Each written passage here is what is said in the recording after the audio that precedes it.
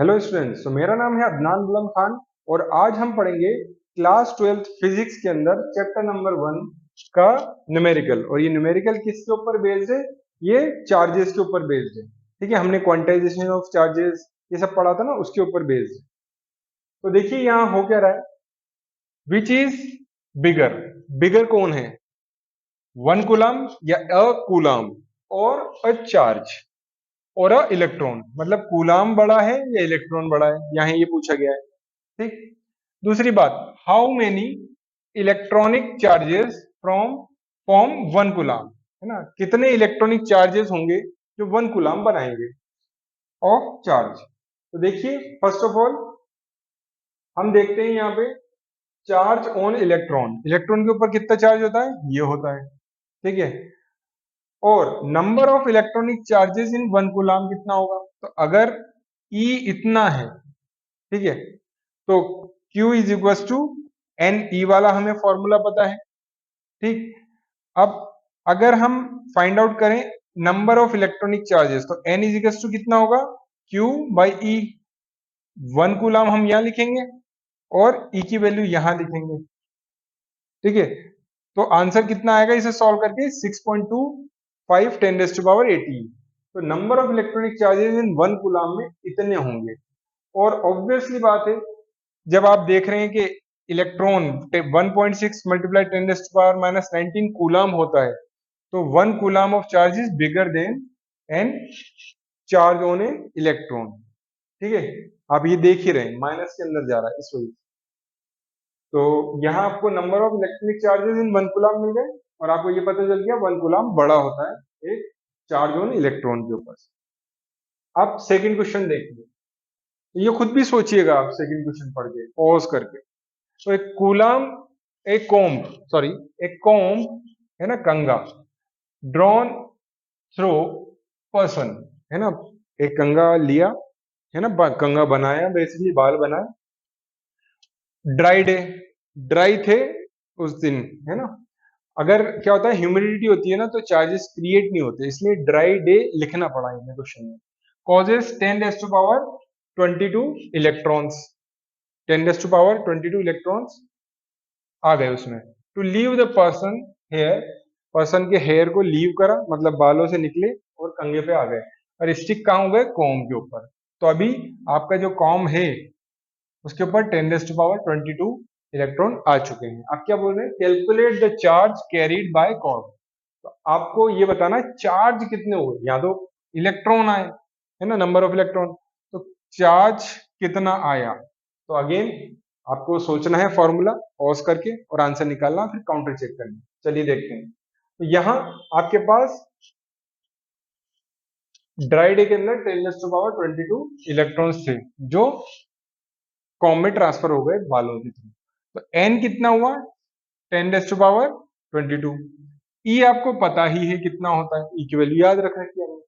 तो Q is equal to N वाला फॉर्मूला हम लगाएंगे यहाँ पे। तो N हमने यहां से लिया, ये लिख दिया। E हमें पहले से पता था, ठीक है, याद रखना होता है, यहां लिख दिया। तो सॉल्व करा तो आपके पास 1.6 10⁻3 आ गया। अच्छा, ये सॉल्व कैसे होता है ना, ये अगर किसी को नहीं आया तो मेरे को आप मतलब कमेंट में ये कैसे भी लिख के भेज सकते हैं, ताकि मैं इसे सॉल्व करके भी बता दूं।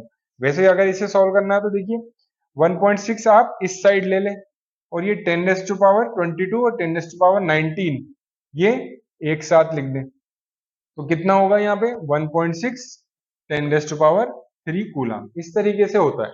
ठीक है, ये दोनों जो चार्जेस होते हैं ना, मतलब पावर्स होती हैं, जैसे लाइक हमने एक और एग्जांपल लेते हैं, जैसे 10⁻22 है मल्टीप्लाई 10⁻−19 है। ठीक है, तो ये क्या होगा? 10 बेस सेम है, ऊपर पावर प्लस हो जाएंगी, तो क्या होगा? 10⁻22 प्लस -19। तो आप क्या देखेंगे? 10⁻22 प्लस -19 क्या हो गई? 10⁻3 हो गई। तो इस तरीके से ये होता है। चलिए, तो ये आपका एक आंसर आ गया कि चार्ज ऑन कॉम कितने हो गए? 1.6 10⁻³ कूलम। और ये चार्ज क्या नेगेटिव होंगे, क्योंकि इलेक्ट्रॉन की हम बात कर रहे हैं। अब चलिए, तो नेक्स्ट हम देखते हैं ये question. If 10⁻⁹ electron move out of a body to another body every second. तो 10⁻⁹ इलेक्ट्रॉन दूसरी बॉडी में जा रहे हैं हर एक सेकेंड के अंदर। तो हमें पता चल गया ये n, और एक सेकेंड की बात चल रही है। How much time is required to get a total charge of 1 coulomb. तो पूरे का पूरा 1 कूलाम जो है ना वो ट्रांसफर होने में कितना टाइम होगा, तो हम वो देख लेते हैं। आप पॉज करके इसका आंसर निकालिए। इसके अंदर हम देखते हैं इसका solution. Number of electron given out by body in 1 second, तो 10⁻⁹ आ गया है ना, यहां आ गया n। अब charge given out by body in 1 second, एक सेकेंड में कितना होगा, तो Q is equal to NE, ये हमें पता है। तो n आ गया आपके पास 10⁻⁹ और E आपको पता ही है। तो ये आपके पास आ गया चार्ज कितने के अंदर, 1 सेकेंड के अंदर, इतना। ठीक, अब time required to get charge of this is equal to 1 second, ये आपको पता चल गया। तो अब 1 कूलाम जो है वो निकालना है। तो time required to get a charge of 1 coulomb के लिए क्या करना पड़ेगा, जो 1 था है ना, 1 सेकेंड था, तो 1 अपॉन 1.6 10⁻⁻10 जो हमने निकाला था, तो उन्हें डिवाइड करेंगे और आपके पास ये 6.25 10⁻⁹ सेकेंड्स आ जाएगा। अब इसे एक समझने के लिए हम क्या करते हैं, ईयर्स में कन्वर्ट करते हैं। तो हम इसको डिवाइड कर देंगे 365 है ना, 24 और 60 मल्टीप्लाई 60 है ना, मतलब 3600। तो आपके पास 198.18 ईयर्स आ जाएगा। तो मतलब एक कूलाम को ट्रांसफर होने में इतने साल लग जाएंगे, तो बहुत बड़ी चीज है ये। चलिए अब नेक्स्ट क्वेश्चन की तरफ चलते हैं। तो नेक्स्ट क्वेश्चन देखिए, तो पॉज करके इसका आंसर निकालने की कोशिश करिए। तो how much positive negative charge is there in a cup of water. तो आपके पास कप ऑफ वाटर है, कितना है 250 ग्राम। तो इसके अंदर फाइंड आउट करवा रहा है कितना पॉजिटिव होगा और कितना नेगेटिव चार्ज होगा। पॉज करके निकालने की कोशिश करिए, थोड़ा सा टिपिकल है, केमिस्ट्री भी यूज होगी यहाँ।